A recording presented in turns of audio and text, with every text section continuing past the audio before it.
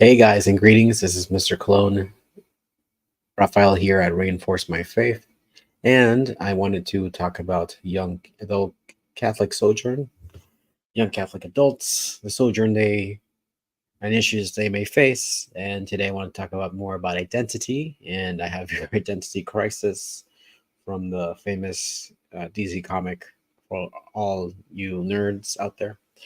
And just what are some of the challenges? And one of the biggest things that I hear is that as a later old adult, now no longer old, young Catholic adult, is the notion of identity, understanding who you are and knowing thyself and having uh, that develop that relationship so you can know who you are, so you can know where you're going. So, just a couple of rambling and thoughts on the subject. Hopefully, get some engagement in your mind, even if it's not here digitally, but just thinking about what that is and how to overcome that. And a Catholic young adult here is just basically a postgraduate, post high school, pre marriage Catholic, though. Before that, you're also struggling as your teenage years and youth, maybe even now, 30s or 40s, about who you are and who you want to be. So, still an important topic to talk about. And here goes the chilling. Before I start the chilling, please go to reinforcemyfaith.com to get the free newsletter. Right now, it's weekly every Wednesday morning. Has spiritual, um, physical, and also mental quotes and sayings, and just tips and tricks for you to do. Um, have here at my all my social links at Linktree at Mr. Cologne, and follow me. I'm most active on Twitter and these YouTube videos. So, though I'm gonna get better at Spiritus and Gab Social, so that those spaces are covered as well in case something happens to either Twitter or YouTube. But everything's here is family friendly, and but our faith remains the same, but it's just society that changes. So, and again, just chilling for reinforce my faith and just subscribe, like, and share.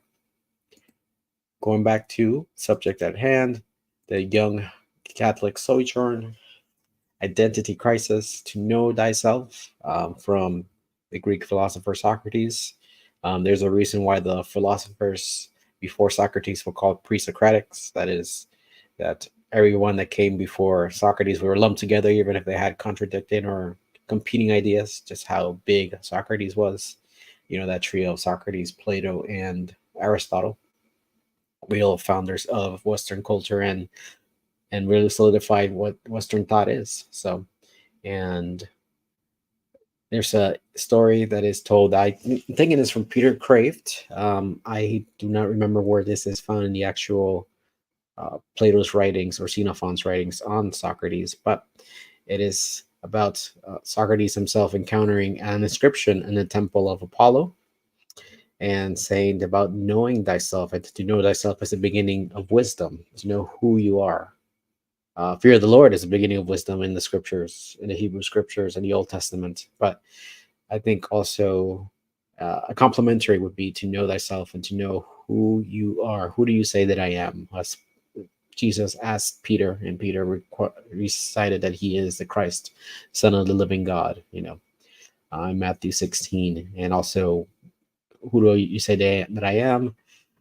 Or the burning bush, in Exodus 3, when Moses encounters a bush that has consumed by fire. Well, it's on fire, but it's not being consumed by it. So he told to take his sandals, his shoe, his footwear off because he was in holy ground, and God revealed who he was directly.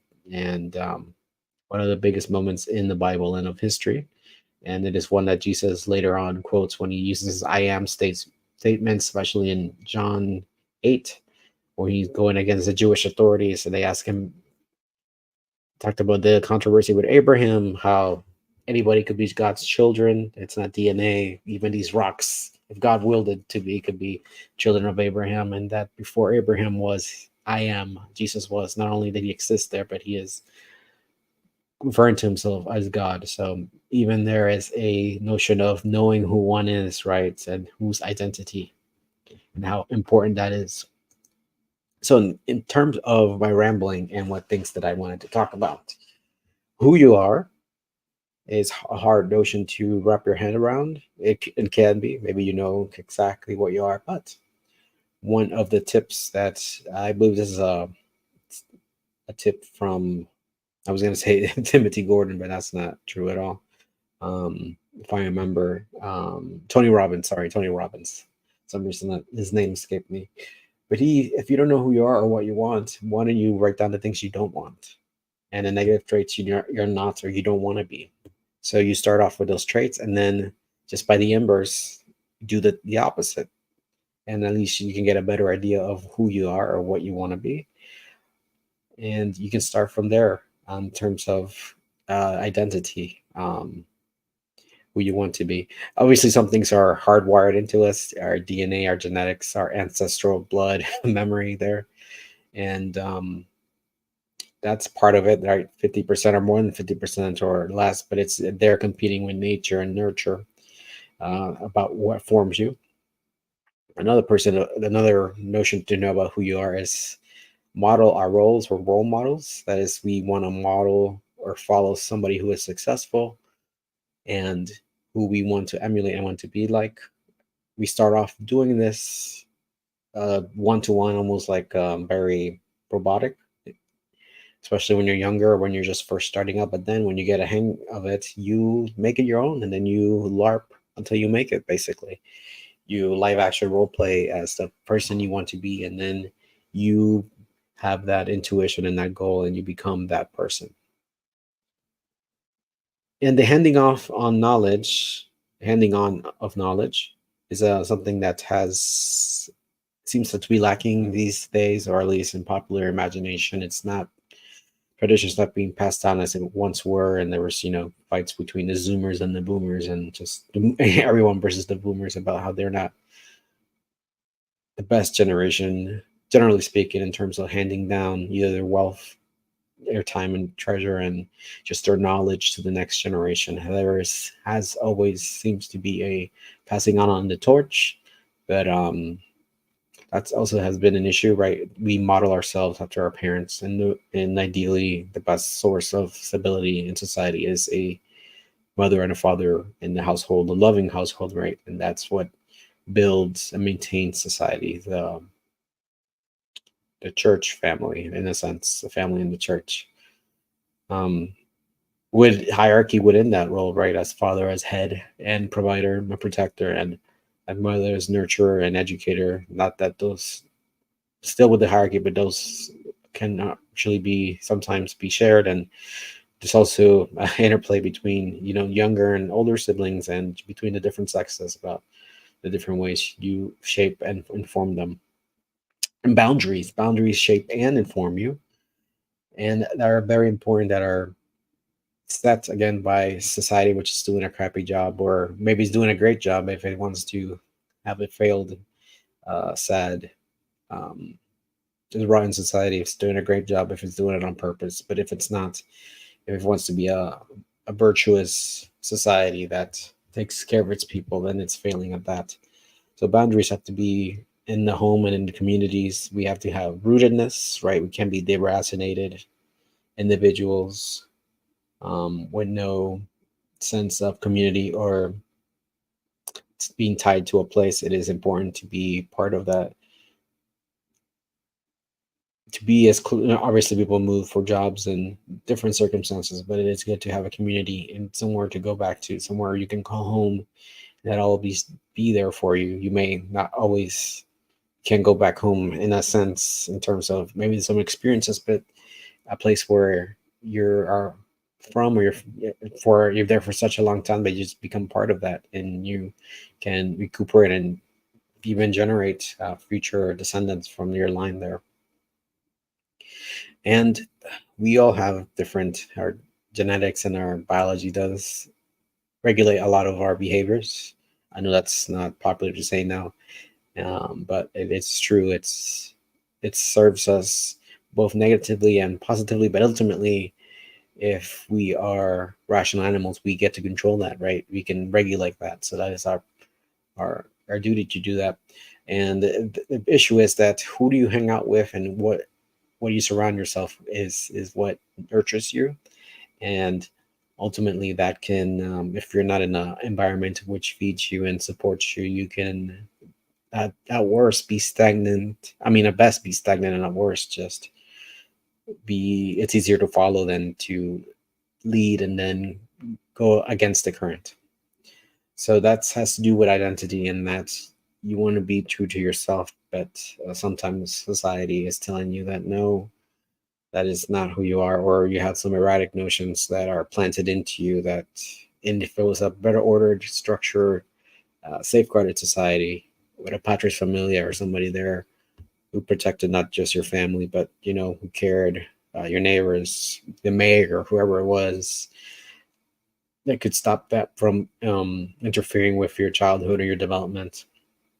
And now in this critical time when you're out of the house, right, or at least you're out of high school and you are becoming an adult and knowing what that is, it's not just about taxes and bills. It's about fostering the relationships and, again, LARPing and becoming an adult.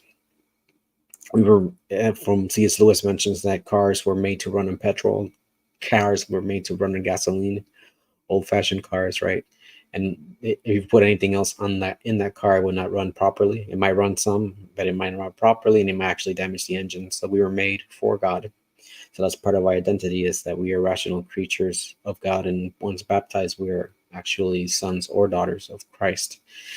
And we die, and then we are risen up through God's grace and in friendship with Him, and we work out our salvation every day in fear and trembling. And to have a group and a society that supports us is very important. So seeking that and maintaining that, and hopefully people don't take advantage of that, right? They don't go to conferences or meetings or just get-togethers for trying to have fellowship. If romance happens, it happens, but you're not there just to be a predator or be like weird about it. You're there to share your love for the Lord and share, common commonalities, which one of the most central things that you can have. So, in unfortunate society, there's a war against the natural and the traditional roles. That is, more masculine roles of men being protectors, primary breadwinners, or women being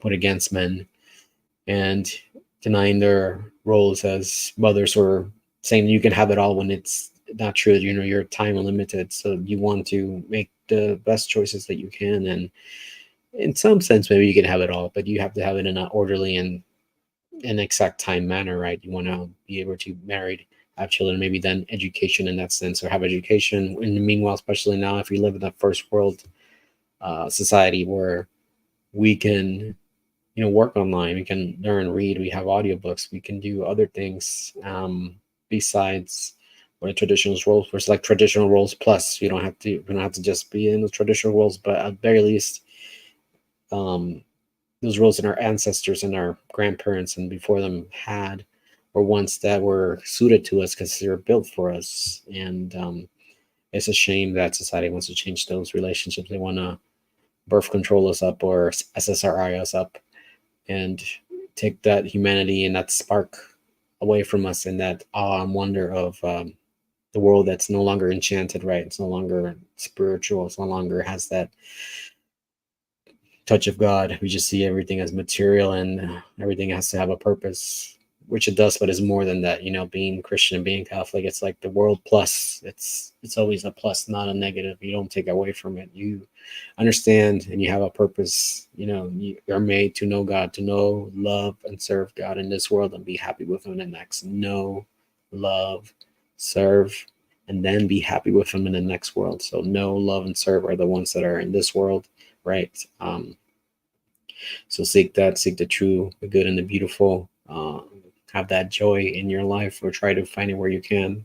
As how do you become a better person? You can't just stay where you are, or you're really stagnant, and then basically you die. You have to be self-improvement. Even if you fall, you're ready to get back up and find a community that also helps you do that. And you have to be honest with yourself. Is your community serving you? Maybe there is something that you can add to that if you can't join another community, or sometimes you have to step back and ask these tough questions about who you are. And again, maybe these exercises like writing about who you don't want to be and why you don't want to be that, and then from there emulate somebody who rich, famous, whoever, just somebody successful, somebody who's been there, and get in touch with them and make friends and be social in that aspect, even if you're an introvert. So young adult American Catholics and how best to serve and guide and keep God in your heart and strive to be better. So just some of my ramblings on the identity crisis going on and how that's one of the biggest problems, and that just pray to God and find a community and list out some traits that you don't want, if you don't have an idea, if you don't want, so that way you can know who you want to be and who you truly are, and ask others too that you trust about who are you and what did they say about you. So identity crisis. This has been Mr. C, Mr. Cologne, Raphael Cologne at Layman from Reinforce My Faith. Check out the website, subscribe, like, and share. And I hope to see you guys for other videos, whether it be biblical studies, community chats, um, live events in the sense of masterminds, and other good things coming up. So, and my affiliate link Grifts, where I share the books and some pop culture items, which will be coming up. So, again, take care. God bless. Be safe. Seek the true, the good, and the beautiful.